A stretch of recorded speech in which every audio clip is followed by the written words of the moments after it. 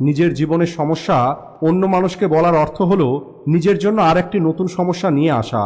যদিও যখন আমরা কারোর সঙ্গে আমাদের সমস্যাগুলো শেয়ার করি তখন ওই সময় আমাদের একটু হালকা অনুভব হয় আর ভিতর থেকে আমাদের দুঃখটা একটু কম হয়ে যায়, কিন্তু বেশিরভাগ মানুষ আমাদের দুঃখ শোনার পরে সেটাকে কম করার কথা চিন্তা করে না, বরং নতুন করে সমস্যা তৈরি করে দেয়। আমরা যত মানুষের সঙ্গে আমাদের সমস্যা শেয়ার করি তার মধ্যে 20% মানুষের আমাদের সমস্যাতে কিছু যায় আসে না, আর 70% মানুষ এটা জেনে খুশি হয় যে আমাদের জীবনেও কোনো না কোনো সমস্যা আছে। আর কেবলমাত্র 10% এমন মানুষ থাকে যারা সত্যিই আমাদের সমস্যার কথা চিন্তা করে।